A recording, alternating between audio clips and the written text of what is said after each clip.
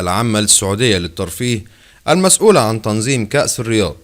عن قائمة فريق نجوم النصر والهلال المشاركين بمباراة كأس موسم الرياض أمام باريس سان جيرمان، حيث تقام مباراة باريس سان جيرمان الفرنسي بقيادة الأرجنتيني ليونيل ميسي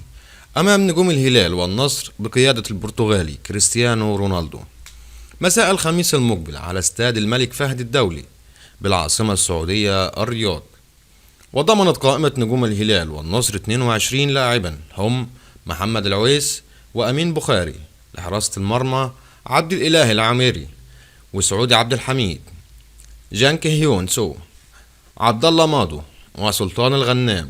خليفة الدوسري، علي البليهي، لخط الدفاع لويس جوستافو وعبد الله الخبيري وعبد الله عطيف، محمد كنو، لخط الوسط سالم الدوسري وسامي النجعي، ماتيوس بيريز، تاليسكا، مارتينيز، كاريو، موسى ماريجا، كريستيانو رونالدو لخط الهجوم. وسيقوم الفريق نجوم الهلال والنصر الأرجنتيني مارسيلو جاركي المدير الفني السابق لفريق ريفر بلات وخاص جاتكورا خلال مسيرته التدريبية 422 مباراة، حقق الفوز في 227 مباراة وتعادل في 111، بينما تلقى الخسارة في 84 مباراة. موعد مباراة النصر القادمة مع الهلال وفريق باريس سان جيرمان الفرنسي في موسم الرياض لعام 2023.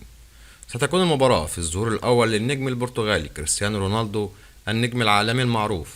حيث أعلن المستشار تركي الشيخ رئيس هيئة الترفيه بالمملكة العربية السعودية عن إقامة المباراة المرتقبة بين باريس سان جيرمان وفريق نجوم الهلال والنصر ضمن فعاليات موسم الرياض 2022-2023.